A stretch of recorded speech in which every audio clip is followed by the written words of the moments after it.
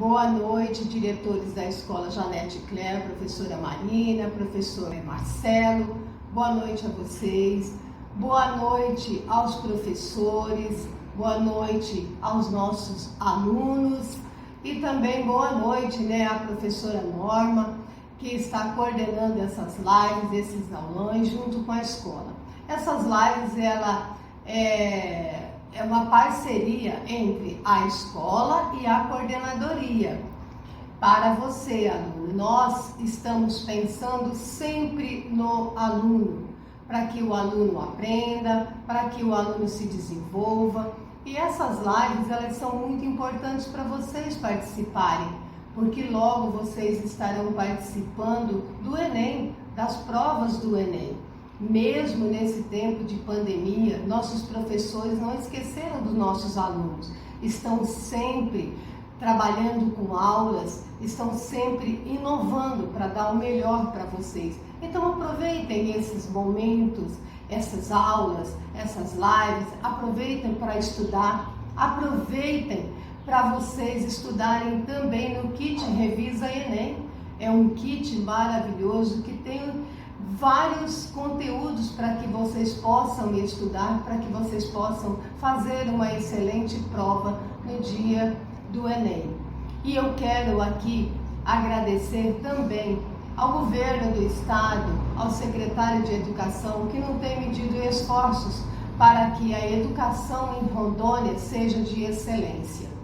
Quero agradecer também aos professores William Mendes, ao Ronaldo Adriano, que hoje estão nos proporcionando esse momento de lives e um momento para os nossos alunos. Então, muito obrigada a todos vocês e uma boa noite para vocês. Que Deus abençoe cada um que está aqui presente.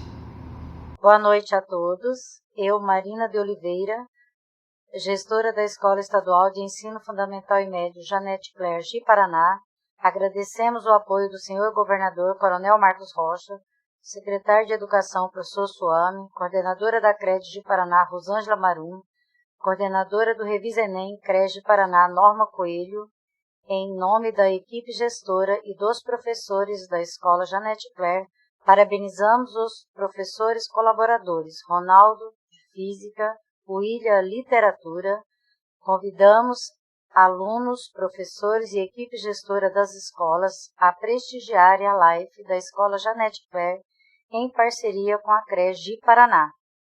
Saudades dos nossos queridos alunos. Todos sintam-se acolhidos. Olá, estudantes. Boa noite. Sou o professor William Mendes, professor de Literatura. Nesta noite nós vamos falar sobre modernismo. E antes de nós falarmos sobre modernismo, vamos fazer um panorama geral sobre vanguarda artísticas europeias e sobre o pré-modernismo. E então nós vamos iniciar sobre vanguardas artísticas europeias. Ao pensar em vanguardas europeias, a primeira coisa que o aluno questiona é: por que este nome, professor? O que são vanguardas? Vanguarda é todo movimento que está à frente. No caso das vanguardas europeias, são movimentos artísticos que estão à frente do seu tempo.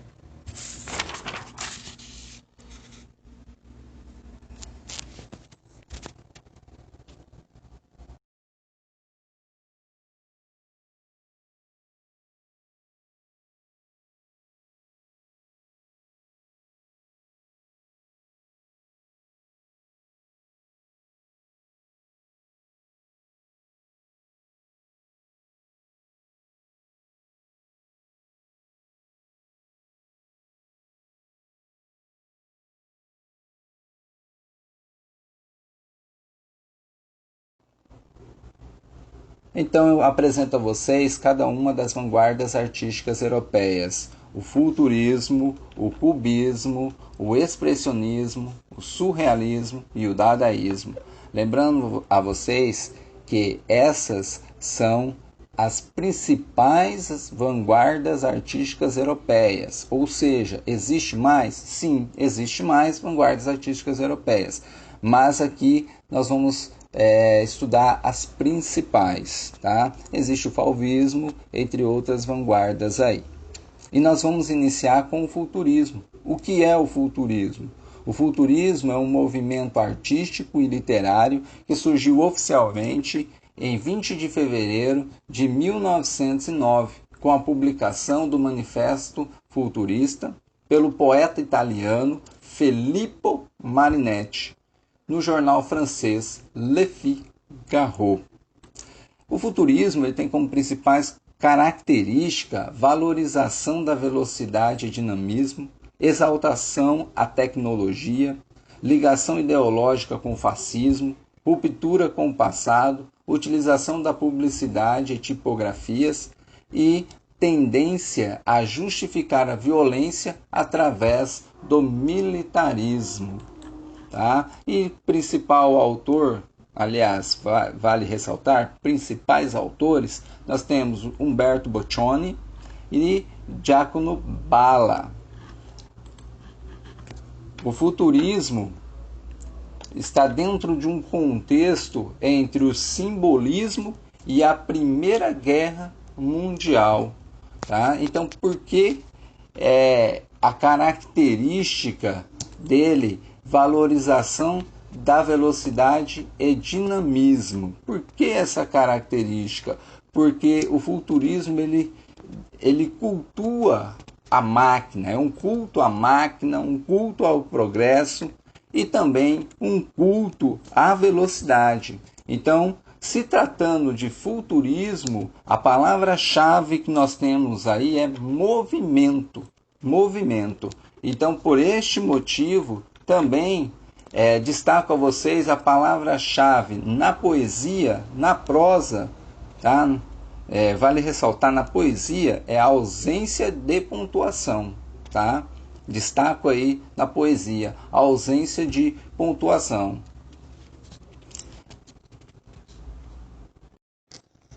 Se por um lado nós temos uma vanguarda que cultua o progresso, por outro, nós temos uma que cultua as formas geométricas. É isso, o cubismo. Vamos falar agora sobre o cubismo. O cubismo foi uma vanguarda artística europeia marcado pelos usos de formas geométricas, surgido no início do século XX na França.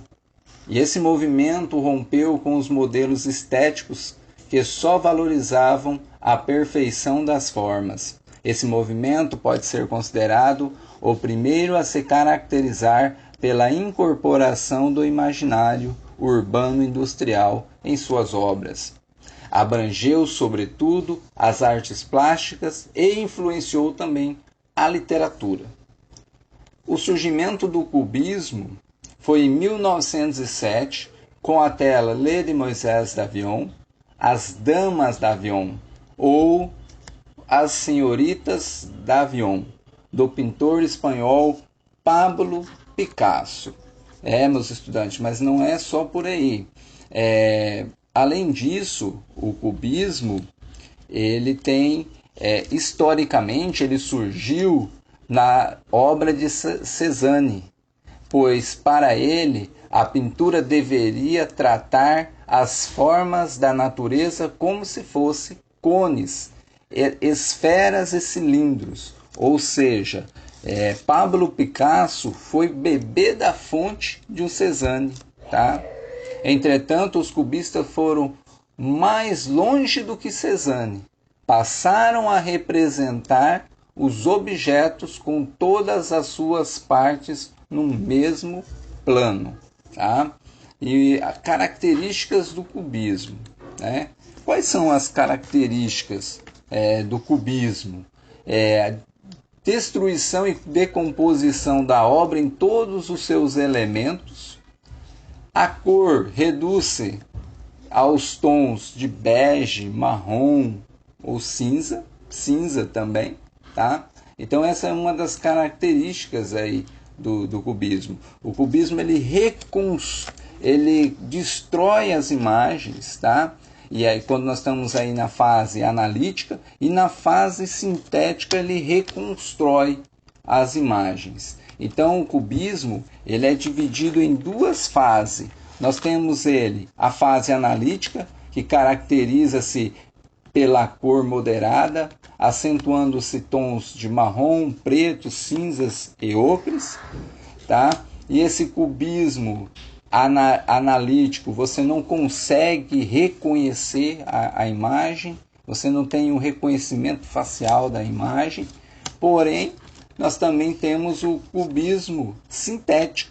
O cubismo sintético se caracterizou pelas cores fortes e um retorno ao figurativo, na medida em que busca tornar as figuras reconhecíveis novamente, sem voltar a um tratamento realista, né?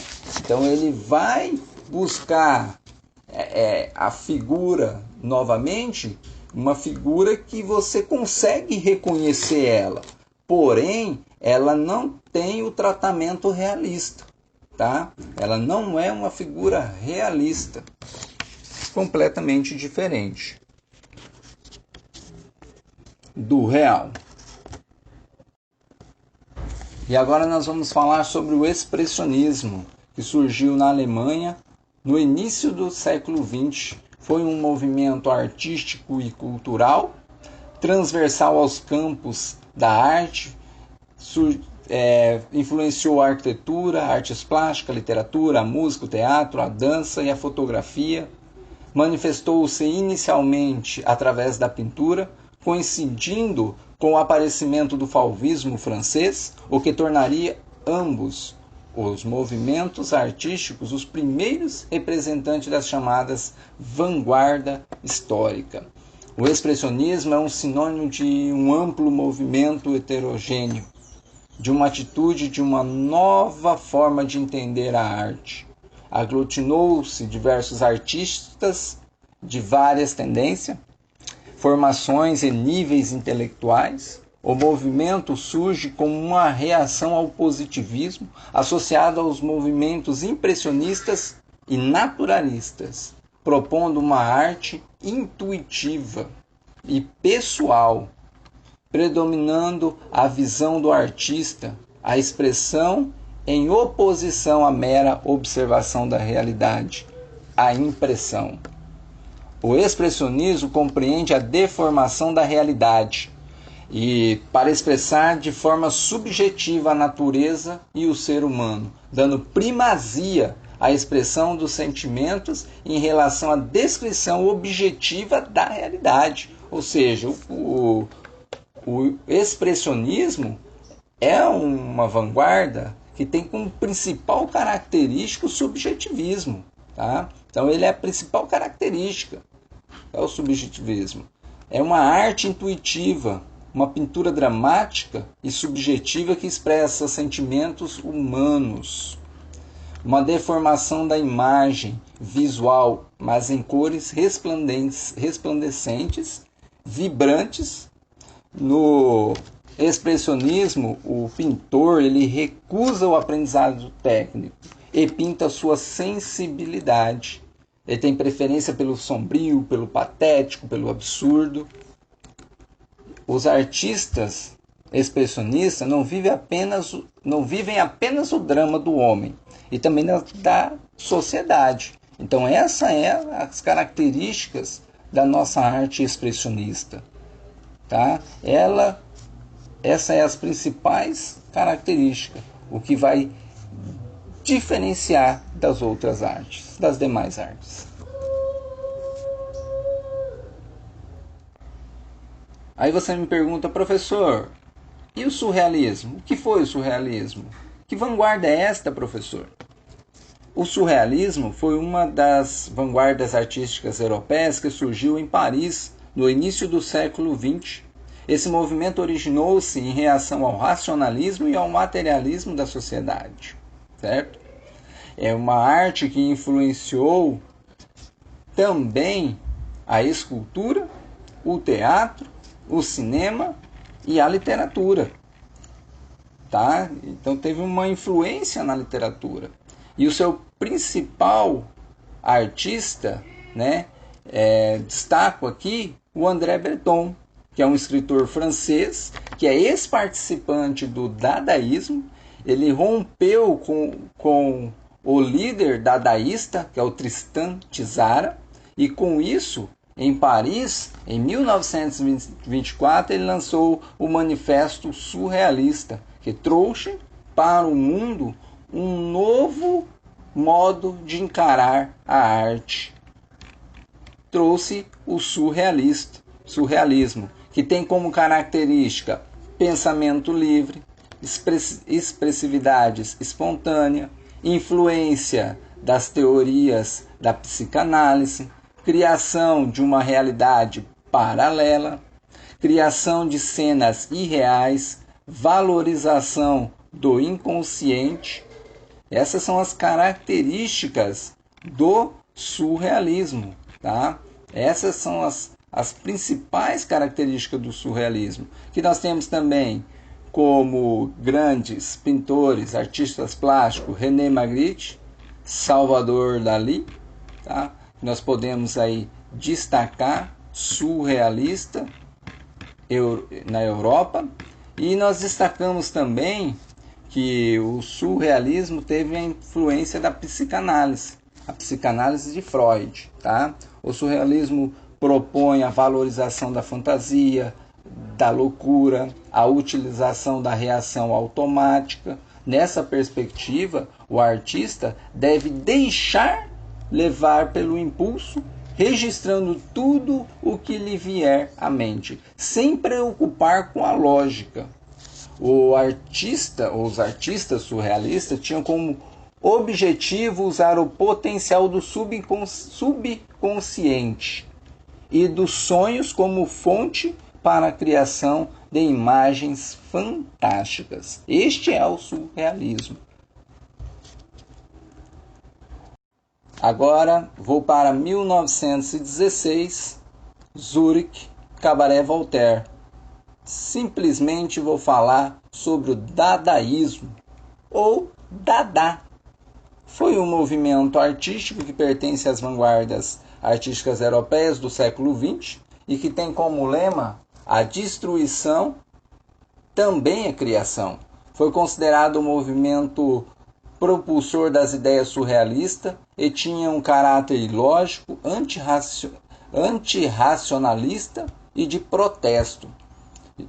Isto porque, através da ironia, buscava questionar a arte e, sobretudo, o seu contexto histórico, com a ocorrência da Primeira Guerra Mundial.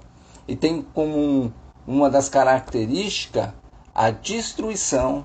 Mas destruição do que, professor? Destruição de toda aquela arte que anteriormente havia se produzido.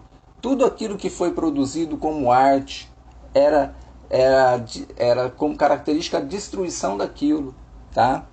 Quais são as outras características? Uma crítica ao consumismo e ao capitalismo, rejeição ao nacionalismo e ao materialismo, aversão à guerra e os valores burgueses. Enquanto lá no futurismo nós temos os futuristas aceitam a guerra como a higiene do mundo e os valores burgueses, aqui no dadaísmo é o contrário. No dadaísmo, a partir daqui de 1916, o movimento dadaísta ele tem como característica a aversão à guerra e os valores burgueses, ao caráter irônico, radical, destrutivo e agressivo e pessimista. Isso é característica também do dadaísmo, né? Que é o caráter irônico, racional, destrutivo, agressivo, pessimista, teor ilógico e racional, são características. O anarquismo e niilismo, a busca do caos e desordem. Mas esse caos e essa desordem que eu falo, caros estudantes, é na arte, é uma arte espontânea, de improvisação e reverência artística. Isso é o dadaísmo. O dadaísmo que surgiu lá no Cabaret Voltaire, em 1916, em Zurique, na Suíça. E agora iniciaremos sobre o pré-modernismo. Pré-modernismo que surgiu com o simbolismo e o parnasianismo e apontou os problemas de nossa realidade cultural e social, que tem como contexto histórico o confronto das rivalidades internacionais, que teve como resultado a Primeira Guerra Mundial, que aconteceu entre 1914 a 1918, e também teve como resultado o surgimento de uma nova potência, os Estados Unidos da América, e em 1917, com a Revolução Russa, o proletariado toma o poder. Começaram então a tomar forma dois regimes opostos. De um lado, o comunismo e de outro, o capitalismo. Já no Brasil, o pré-modernismo desenvolveu na época de transição da República da Espada, ditadura militar, para a República das Oligarquias, ou República do Café com Leite, onde o Brasil foi governado ora por donos de fazendas cafeeiras de São Paulo, ora por fazendeiros de Minas, os dois estados mais ricos do país até então. No entanto, nas cidades surgia uma classe média reformista e nos quartéis uma geração de militares entusiasmados por ideais positivistas que exigiam mudanças. Ao tempo, surgia pela primeira vez no país uma massa popular insatisfeita e propensa a revoltas sem sentido, como, por exemplo, a rebelião contra a vacina obrigatória, revolta da vacina, em 1904. Então, o pré-modernismo foi um movimento de intensa movimentação, tá? Tanto movimentação econômica, movimentação artística, movimentação literária, marcou a transição entre o simbolismo e o modernismo, caracteriza-se pelas produções desde o início do século até a Semana de Arte Moderna de 1922. O pré-modernismo, que tem como característica a ruptura com o academicismo, a ruptura com o passado e a linguagem parnasiana. É uma das características aí do pré-modernismo. Aí. Uma linguagem coloquial, simples, exposição da realidade social brasileira, regime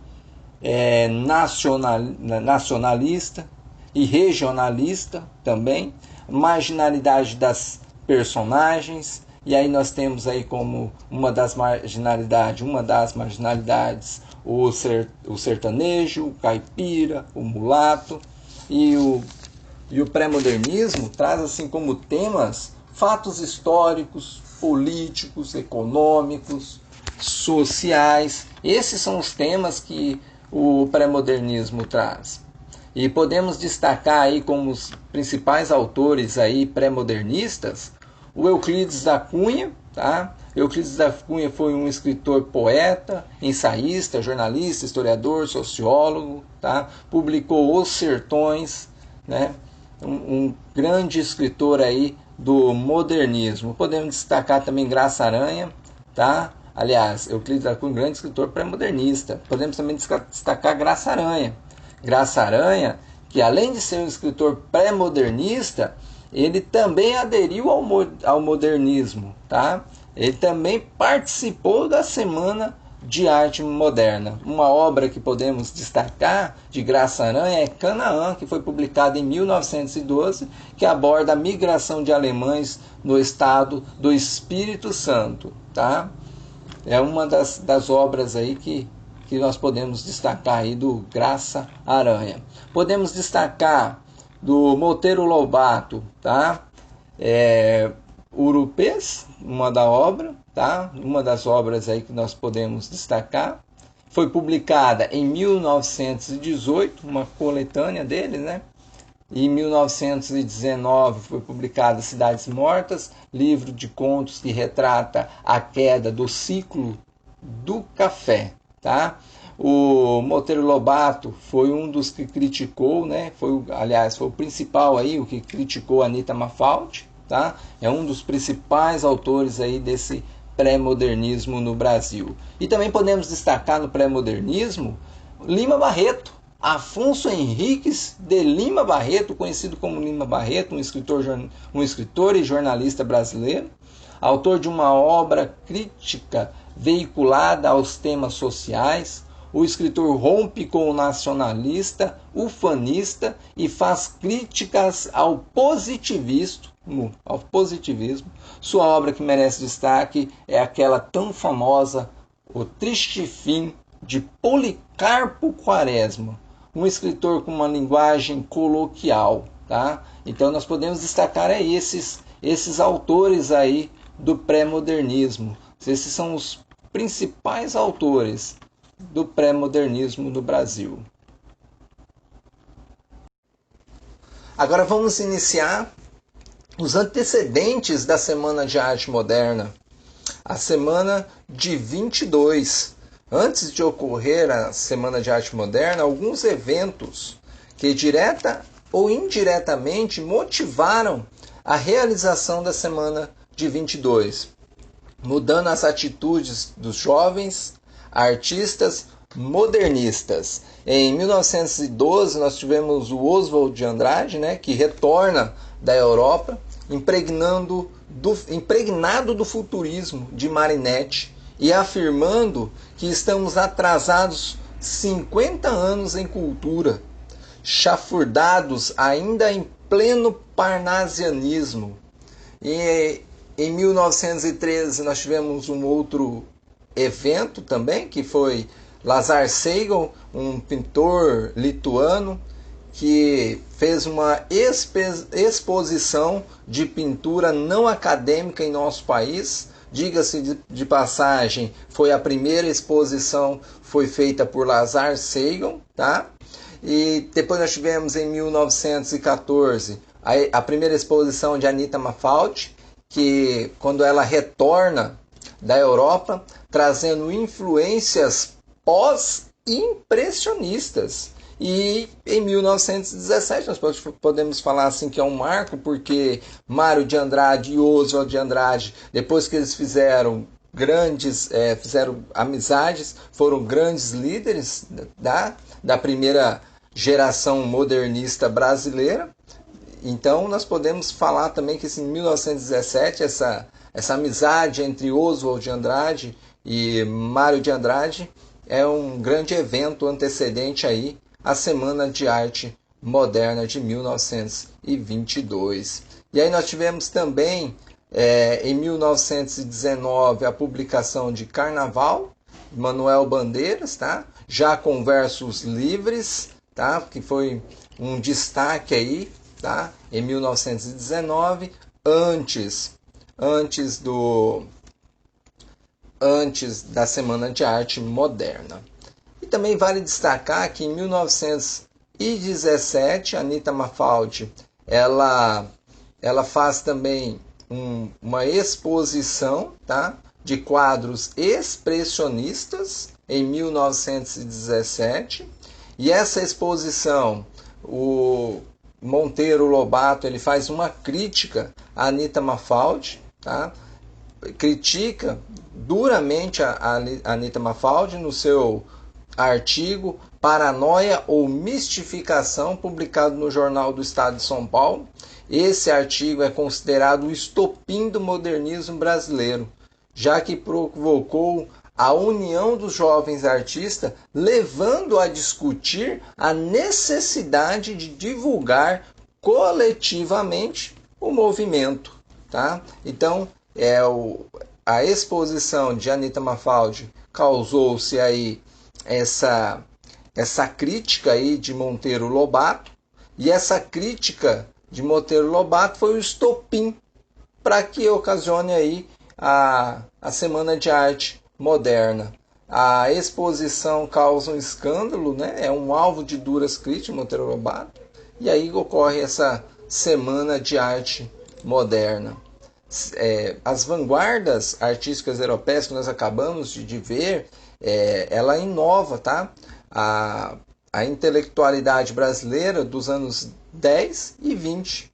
Viu-se os artistas dos anos 10 e 20, viu-se em um momento de necessidade de abandonar as antigas estéticas do século XIX que ainda estavam em moda no país.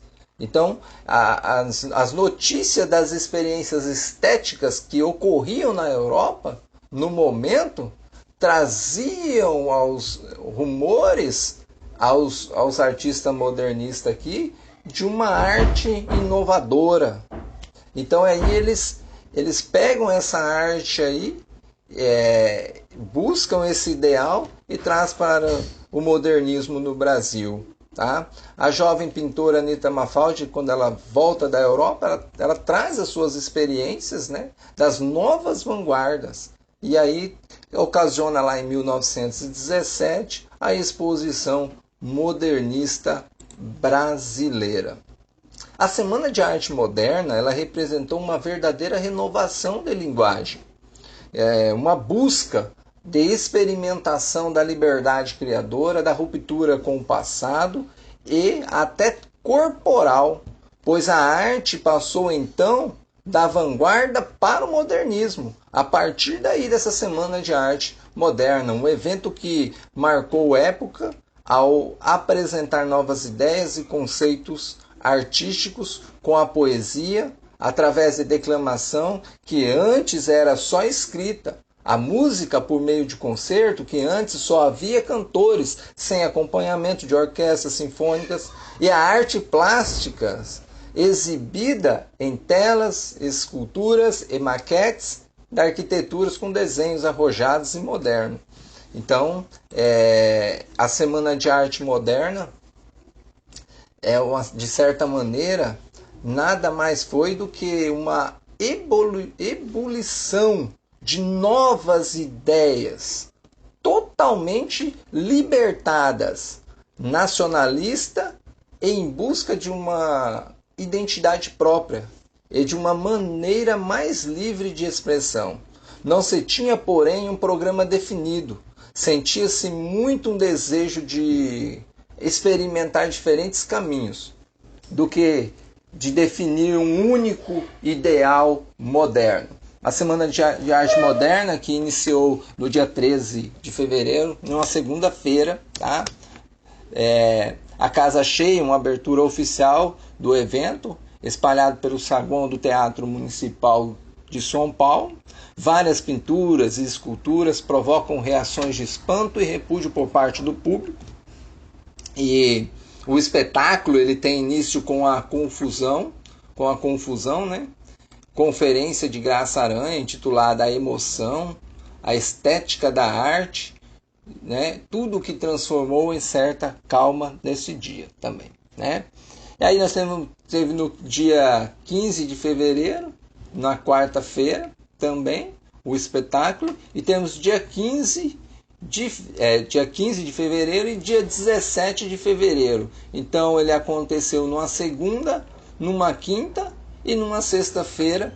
Lembrando vocês que na Semana de Arte Moderna, Manuel Bandeiras ele não participou diretamente, mas participou indiretamente com seu poema Os Sapos, né, que é uma obra que abriu aí a Semana de Arte Moderna com o Heitor Villa-Lobos, tá? Então, com a obra de Manuel Bandeira, Os Sapos. E aí, o que nós podemos destacar? As reações conservadoras na época. Na época, boa parte da mídia reagiu de forma conservadora ao modernismo da Semana de Arte de 22, referindo-se aos vanguardistas como subversos da arte, espíritos cretinos e débeis, ou futuristas endiabrados, assim que eles intitulavam os modernistas.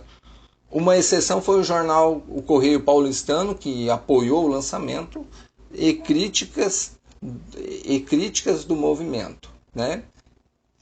Então nós também temos aí alguns desdobramentos da Semana de Arte Moderna, lembrando vocês que o modernismo surge num momento de insatisfação política no Brasil, isso em decorrência do aumento da inflação, que fazia aumentar a crise, e propulsionar greves e protestos. E aí nós tivemos também a Primeira Guerra Mundial, que também trouxe reflexos para a sociedade brasileira.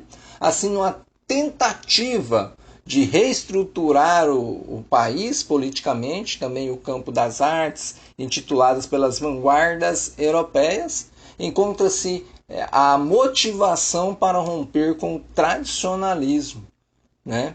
E aí nós temos aí como característica do modernismo, que lembro vocês que iniciou com a Semana de Arte Moderna, nós temos como característica libertação estética, ruptura com o tradicionalismo, experimentações artísticas, liberdade formal. Mas professor, o que é essa liberdade formal aí que o senhor está falando? São versos livres, abandono das formas fixas, a ausência da pontuação. Lembra? Essas características estão lá nas vanguardas que nós discutimos, né? Você lembra aí do futurismo? A ausência de pontuação na poesia? Que está lá nas vanguardas. São características que traz aqui para o modernismo no Brasil. Tá? Aí nós temos uma linguagem com humor, valorização do cotidiano. São essas aí as características aí do modernismo, que se dividiu didaticamente entre 3 fases. Tá? O modernismo aí, ele se divide em 3 fases. Mas de antemão, antes de nós entrarmos nessas 3 fases, que o modernismo aí, ele se divide, nós temos os principais autores. E vale destacar, vou destacar aqui eles, o Oswald de Andrade, Mário de Andrade, Manuel Bandeira, que participou indiretamente da Semana de Arte Moderna. Aí nós temos o Carlos Drummond de Andrade, Raquel de Queiroz, tá? Vinícius de Moraes, Cecília Meirelles, o grande João Cabral de Melo Neto, Clarice Lispector, Guimarães Rosa. Então esses aí são alguns dos artistas aí, tá? Do modernismo brasileiro. Tem o Graciliano Ramos, Érico Veríssimo, tá? Esses são aí alguns dos autores do modernismo, alguns dos autores do modernismo, que se dividiu, como falei para vocês, em 3 partes, né? 3 fases. Nós vamos falar da primeira fase, né? A primeira fase do modernismo, que acontece ali em 1922 a 1930, tá? Isso aí nós estamos separando aí didaticamente. Vale ressaltar que nessa fase aí é conhecida como a fase heróica. Os artistas buscam a renovação estética e sempre inspirados nas vanguardas europeias. Professor, a arte aqui então era uma arte europeia? Não, a arte não é uma arte europeia. Nós temos os temas aqui, os temas brasileiros, mas a estética é europeia, que é as vanguardas, mas o tema é brasileiro e a estética é europeia. E aí nós temos na primeira fase para destacar o cubismo, o futurismo, o surrealismo, tá? Portanto, este período caracterizou-se por ser o mais radical e também pela publicação de revistas e de manifestos, bem como a formação de grupos modernistas, tá? E aí vamos destacar aí a revista Claxon, né? Claxon, Estética, também é uma das revistas. A revista de 1925, essa é a revista, é o nome, tá? Não vamos confundir aí, tá?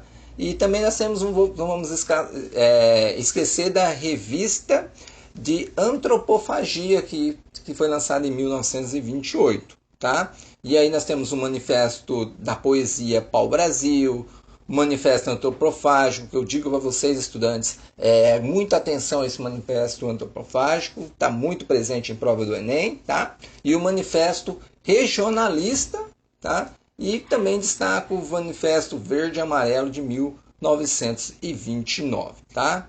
Então esses são os manifestos. Aí nós temos o grupo Pau-Brasil, o grupo antropofágico, o grupo modernista regionalista de Recife, o movimento verde e amarelo e a escola da ANTA. Então fiquem atentos aí a esses grupos. E o modernismo, que nós temos aí uma segunda fase, que é entre 1930 e 1945, a fase de consolidação, tá, gente? Essa fase é conhecida como fase de consolidação. Este é um momento caracterizado por temáticas nacionais e regionalistas, com predomínio da prosa e de ficção, tá? É um movimento de amadurecimento. Na década de 30, a poesia brasileira se consolida, o que significa o maior êxito para os modernistas, tá? Nessa fase aí. Então nós vamos para a última fase, de 1945, tá? 1980, lembrando que isso aqui é separado didaticamente, essas três fases aí, conhecida fase pós-modernista também, não há um conceito a respeito de seu término, tá?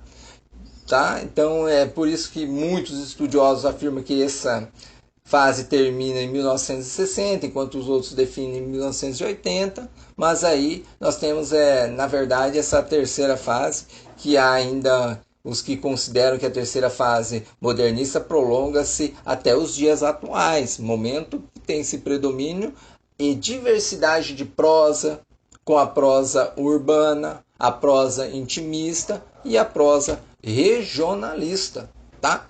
Então nós ficamos aqui, né? Nós vimos aqui um pouco de cada fase do modernismo, como iniciou o modernismo, vimos aqui as vanguardas artísticas europeias, o pré-modernismo e o antecedente da Semana de Arte de 1922. A minha dica aí para os meus pros estudantes aí é muita atenção com o modernismo e as vanguardas, que estão todo ano presente na prova do Enem, e também um cuidado aí com os movimentos, com um movimento específico antropofágico, e também acentua-se um cuidado dessa transição de pré-modernismo com o modernismo no Brasil, tá? Que é marcado pela Semana de Arte Moderna. Caros estudantes, estamos por aqui sobre modernismo, a Semana de Arte Moderna, que inicia o modernismo, lembrando vocês que o modernismo tem primeira, segunda, terceira fase, separadas didaticamente. Nós estamos falando sobre a fase introdutória,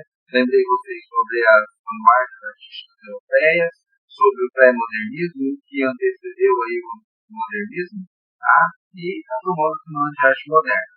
Fiquem aí com a aula de física com o professor Ronaldo. Boa noite a todos. Boa noite. Eu sou o professor Ronaldo. O nosso assunto de hoje será eletromagnetismo. Iremos falar de uma breve história da eletricidade, entraremos em eletrostática e iremos finalizar o nosso assunto em lei de Coulomb, certo? Então, para bem a gente começar o nosso assunto, vamos falar sobre que a eletricidade, assim como o magnetismo, são fenômenos naturais que a humanidade sempre estiver em contato, certo? Beleza. Continuando nosso assunto, né, é atribuído a Tales de Mileto a primeira descrição dos fenômenos elétricos e magnéticos. Tales de Mileto nada mais é do que um filósofo, né, filósofo grego, nascido na Grécia Antiga, e os seus trabalhos começam com âmbar, essa resina fóssil de uma árvore de cor amarelada, e essa resina, quando em atrito com outros materiais, assim como a pele de coelho ou tecido, ele acabava tendo ali uma troca, né, de cargas. Tá? Avançando um pouco mais na história, nós temos aqui dois nomes de cientistas que ajudaram a revolucionar um pouco desse contexto histórico da eletricidade e magnetismo, que é Francis Houseman e o nosso Steve Gray. Bom, vamos começar falando primeiro de Francis. Aqui nós temos a imagem de dois aparelhos criados por Francis. Isso no início do século XVIII, né, ele desenvolveu essa máquina e foi interessante na época porque as pessoas ficaram maravilhadas, né, porque ele pegou numa sala reunida cheia de estudiosos, cientistas da época. Ele começou a movimentar a manivela e a girar essa esfera de vidro. E aí ele, depois que essa esfera de vidro estava girando, ele posicionou sua mão sobre ela e ali em contato acabou criando uma luminosidade azulada. Todos na época ficaram encantados. Esse foi um dos trabalhos, digamos assim, que foi o início assim podendo citar, foi praticamente o início do estudo do eletromagnetismo, um dos passos muito significativos que chamou muita atenção dos cientistas na época. Os trabalhos seguintes, que agora eu vou citar aqui do Steve Gray. Steve Gray, na verdade, ele Ele era um amante da eletricidade e magnetismo. O cara não era nem estudioso, não era digamos assim, um físico da época, mas ele era amante da eletricidade e magnetismo, né, e gostava disso. No entanto, ele trabalhava com pintura de tecidos. E por ele amar o estudo da eletricidade da época, então ele fez esse aparato, que é essa imagem que tem esse garotinho aqui de pendurado, né? Como que foi esse trabalho? Esse trabalho aqui, ele também usou a mesma máquina desenvolvida por Francis. Ele teve que usar essa máquina também, tá? E aí tinha um garotinho de pendurado, então ele girava essa máquina, que essa máquina ficava em atrito com um material metálico. Esse material metálico estava, né, em contato direto com um bastão de metal, e esse bastão em contato com o garoto. Depois de um instante de movimento, de trabalho, o garoto passava a sua mão sobre uma vasilha onde tinha folhas de ouro, né, a uma distância de mais ou menos um palmo da vasilha. E isso era interessante porque ele atraía todas essas folhas de ouro para sua mão. Né, ele viu tipo uma espécie de imã. Isso foi um dos trabalhos de Gray. Né, e olha que ele não era o cientista da época, né, ele simplesmente era um amante, um curioso. Só que algo intrigava Gray. Por quê? Porque ele não conseguia... Ele não entendia como armazenar a energia por mais tempo. Só que ele descobriu algo muito interessante. Ele descobriu que alguns materiais, o fluido elétrico, que era assim que eles diziam sobre a eletricidade, o fluido elétrico ele tinha facilidade em se mover em alguns materiais. Entre eles era o corpo humano e o metal. E outros materiais tinham uma dificuldade muito grande de movimentação, que era a seda, né, a madeira e a resina. Avançando um pouco mais na frente, nós temos aqui mais dois cientistas também que fizeram história, que é Benjamin Franklin. Benjamin, ele era um americano, né, da época que os Estados Unidos ainda era colônia e tal. E ele também era um amante do estudo da eletricidade. E na época, ele questionava, né, as pessoas na sua época que ele habitava os Estados Unidos, sobre a questão dos trovões, né, das descargas elétricas que tinha no céu. Por quê? Porque na época as pessoas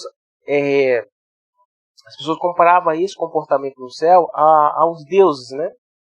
E ele ignorava isso, ele não concordava com isso.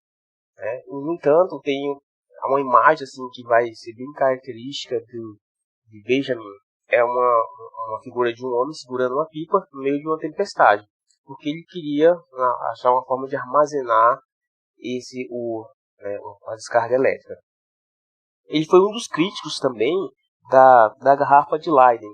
Leyden eu acabei não colocando aqui para não estender muito os nossos slides, mas Leyden também foi um dos pesquisadores que é interessante essa história de Leyden. Ele usou uma garrafa e dentro da garrafa ele colocou mais ou menos quase pela metade de água e uma tampa de madeira com um furo, e nesse furo passava um fio metálico que ficava praticamente, né, quase pela metade, que ficava dentro da água, esse fio metálico.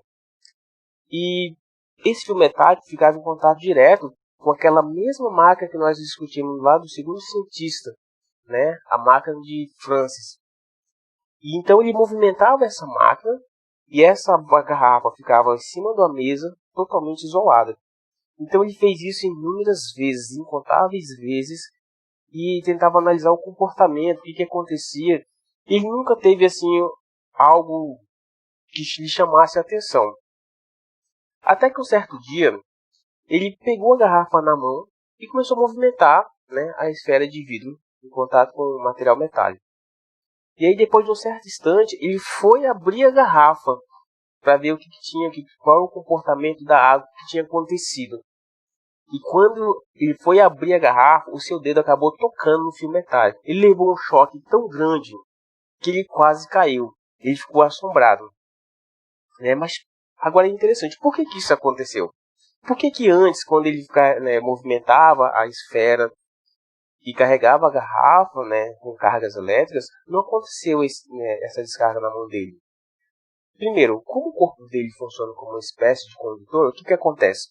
Então, quando ele movimentava, inúmeras cargas eram atraídas porque a sua mão ajudava a atrair as cargas que eram negativas e que passavam pelo fio. Então elas ficaram concentradas, né? Melhor dizendo, elas ficaram concentradas em um único ponto ali por causa que a sua mão atraía as cargas negativas. E aí quando ele foi abrir a tampa, acabou criando um curto, né? E aí foi onde teve uma ideia, né? Uma das falas de Benjamin Franklin, que ele dizia o seguinte, que do seu ponto de vista que a eletricidade funcionava como um banco, né, na visão dele. Por quê? Se nós temos dinheiro, nosso saldo é positivo, mas quando nosso dinheiro acaba, nosso saldo fica negativo. Ou seja, a carga positiva busca sempre anular a negativa. Tá? Avançando mais aqui nos nossos slides, aqui na nossa aula, né, aqui nós temos o que seria o fechamento, né, da história da eletricidade. É interessante porque a história da eletricidade ela se fecha nessas 4 equações. São as 4 equações bem mais reformuladas da história, né, da eletricidade e do magnetismo. Então são as famosas equações de Maxwell. Maxwell nada mais era do que um matemático brilhante. É interessante que quando você pesquisa na história, você vê um relato na história que o conhecimento, né, de Maxwell na matemática era tão avançado na época que poucas pessoas conseguiam acompanhar o seu raciocínio. Então, Maxwell ele imaginou a eletricidade e o magnetismo, né, juntos. E ele, na visão dele, elas caminhavam em forma de ondas. Claro que isso, né, os pesquisadores futuros conseguiram provar isso através de experimentos reais. Até porque o que Maxwell fez tudo foi apenas teórico. Então ele reformulou esses cálculos, fechando assim praticamente a história da eletricidade e do magnetismo, né? Então Maxwell reformulou isso apenas em teoria.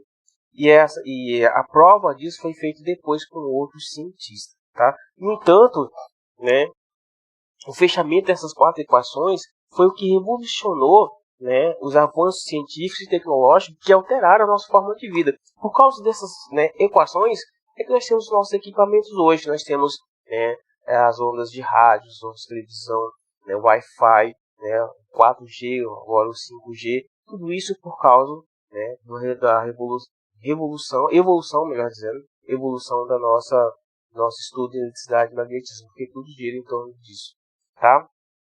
Dando sequência aos nossos estudos, então vamos falar agora sobre carga elétrica, porque tudo está, né, funciona em torno dessas cargas elétricas, né?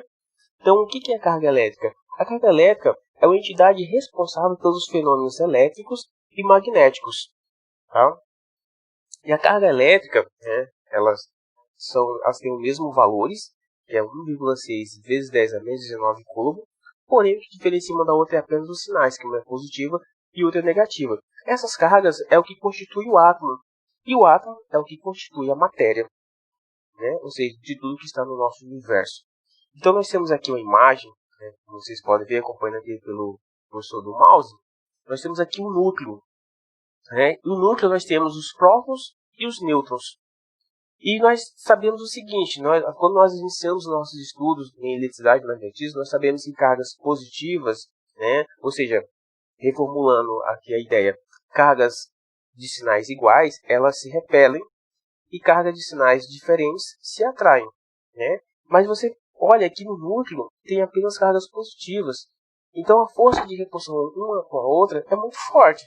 Mas o que mantém elas presas ali? O que mantém elas presas ali, além da força eletromagnética que está ali dentro, concentrada ali dentro, nós temos ali os nêutrons, né? Então os nêutrons ajudam, né, a manter essas cargas fixas ali dentro. E ali na estratosfera nós temos os elétrons, né, em órbita. Tá?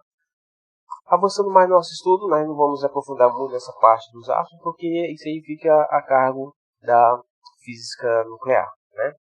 Beleza, avançando no nosso estudo, eu vou falar agora sobre condutores e isolantes. Bom, né, os materiais, eles têm uma propriedade que os torna condutores e isolantes. Tá? Os melhores condutores que nós temos hoje é o que? Nada mais é do que a borracha e o plástico. Só que tem um detalhe, esses materiais eles são condutores até um determinado limite. Tá? Então, quando se excede a quantidade de energia sobre esses materiais, eles acabam, né, perdendo a parte de isolante. Tá? Quando isso acontece, esses materiais eles derretem e muitas vezes acaba pegando fogo. É o que nós chamamos de, né, que deu um curto, sofreu um curto, né, porque pegou fogo. Mas isso é por causa do excesso de elétrons, né? Ou seja, o excesso, né, de corrente elétrica nesses fios que acaba acarretando esses problemas. Tá? Avançando mais aqui então um pouco, nós vamos ver, né, vamos entender um pouco, compreender um pouquinho mais. Aqui é apenas uma imagem ilustrativa, tá, pessoal? Só para a gente poder compreender como que isso ocorre. Bom, por que o que torna os materiais então isolantes? Na sua última camada de valência, geralmente elas são cheias, né? São totalmente preenchidas, ela tem entre 7 e 8 elétrons. Então a quantidade de energia para poder movimentar esses elétrons tem que ser muito grande. Tá? É preciso uma quantidade de energia muito grande. Quando isso acontece, é onde acaba acontecendo, né, os danos nos materiais, ou seja, nos isolantes. No caso, a borracha, né, o plástico, ele vai acabar derretendo e vir até pegar fogo, por causa do excesso de energia. Tá? E no condutor, por que os condutores eles conseguem os elétrons fluir com maior facilidade? Porque na sua última camada de valência, ele tem geralmente 2 elétrons. Voltando lá, tem 2 elétrons, tá? Geralmente, às vezes, tem de 1, 2 a 3 elétrons. A quantidade de energia para movimentar esses elétrons é muito baixa. Então, isso se movimenta com maior facilidade. Então, é muito fácil, né, fazer a movimentação desses elétrons. Não precisa de muita energia para fazer isso. Tá? Isso então é essa imagem apenas para a gente poder, né, ter uma ideia. Né? O material que está sendo mostrado aqui é o níquel. Tá? Mas a gente não vai basear muito nele, é apenas para a gente poder compreender, para que vocês vejam, né, aqui um pedacinho da química, para a gente poder compreender melhor essas informações.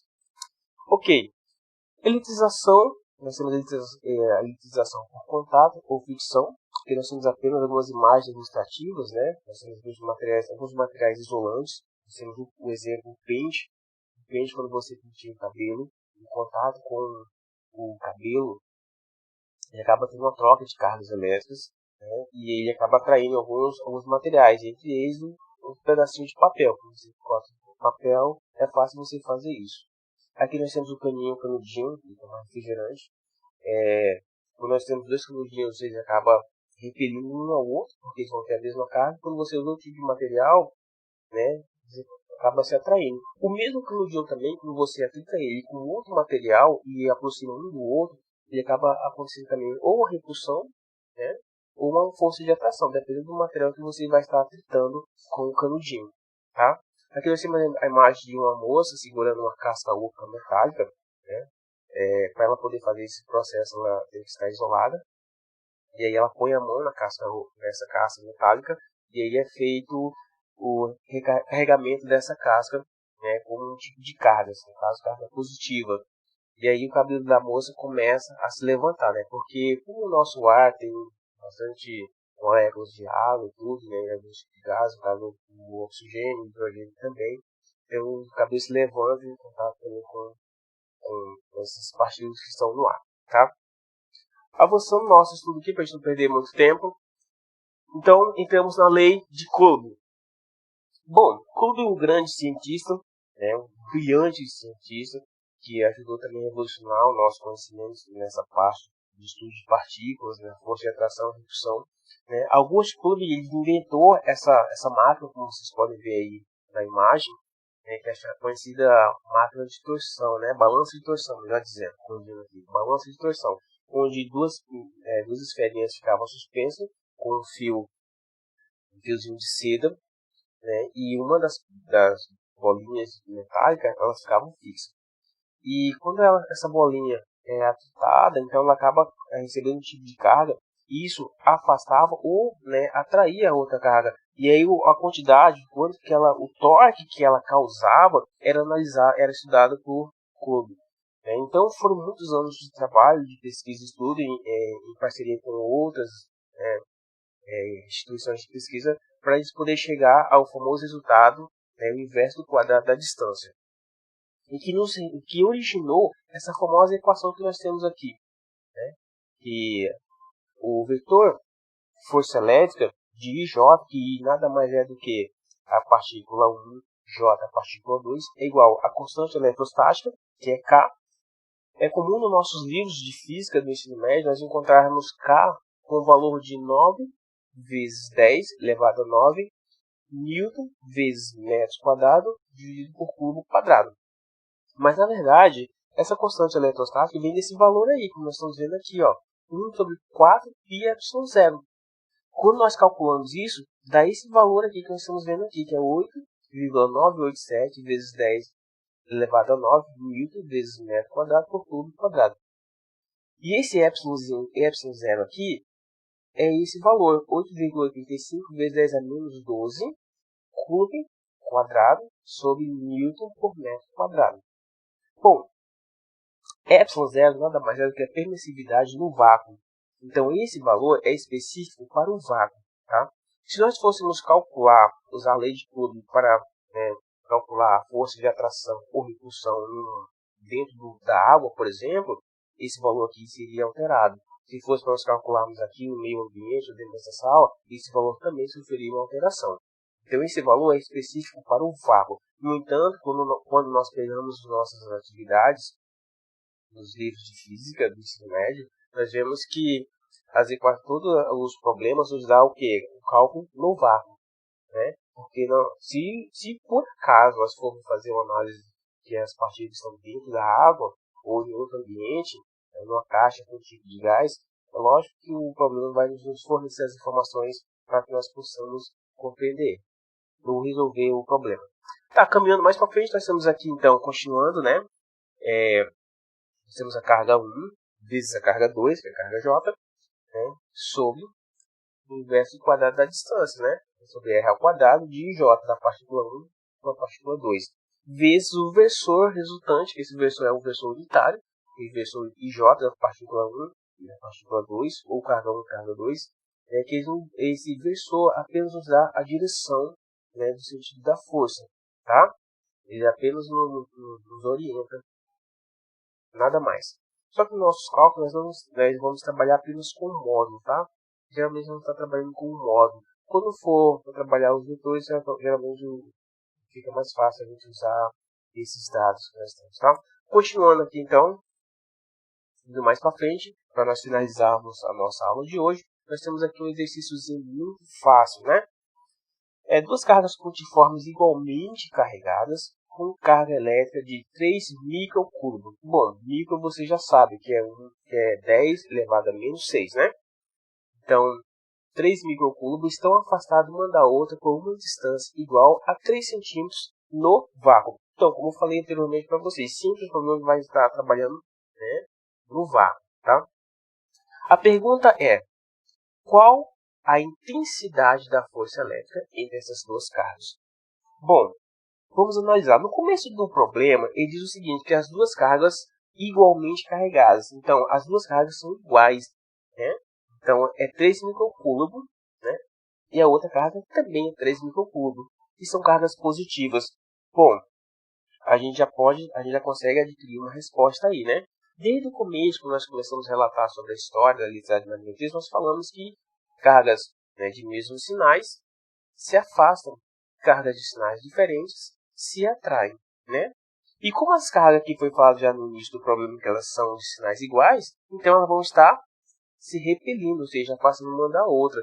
Bom, então uma das respostas nós já temos, né? A letra C e a letra D nós já podemos descartar, porque não é essas forças, né, eletrostática não é de atração, e sim de repulsão.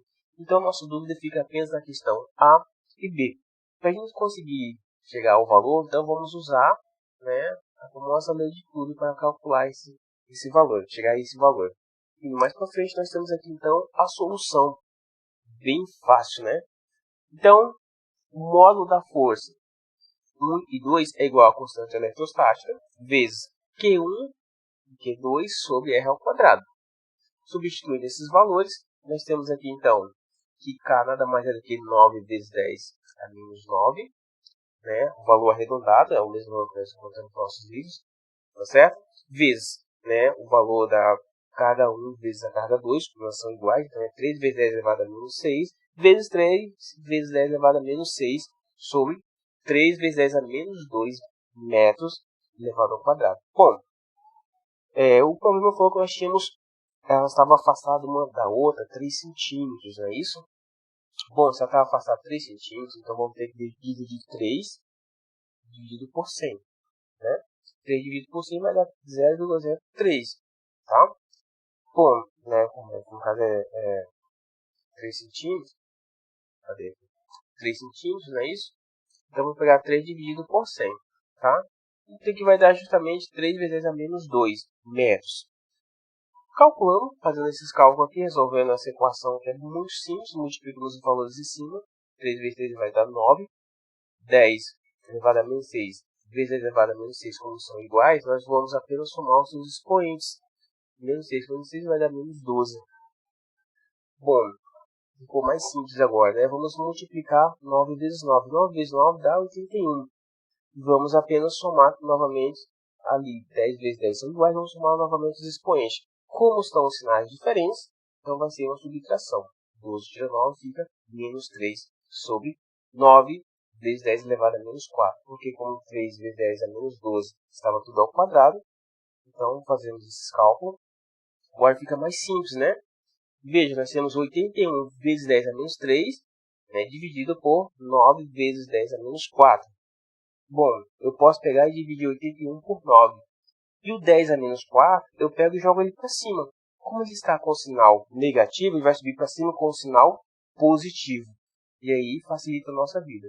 81 dividido por 9 dá 9. Né? 10 elevado a menos 3 vezes 10 a menos 4. Como os 10 são iguais novamente, vamos apenas somar os seus expoentes. 4 tira 3 fica, ou seja, 3 tira 4 fica 1. Simples. 9 vezes 10 a 1. Apenas simplificamos esses valores que vai dar 90 newton. Então essa é a força de repulsão entre as duas cargas, né, carga 1 e carga 2. Então a resposta certa nada mais é do que a letra B, 90 newton. Certo? Bom pessoal, nossa aula termina por aqui. Espero que vocês tenham entendido, tenham compreendido as informações que foram passadas aqui. E nós buscamos então ajudar vocês nesse processo aí para fazer esse Enem, né, conseguir tirar boas notas. Então conte com a gente, o que vocês precisarem, nós estaremos à disposição, certo? Força e coragem, valeu gente!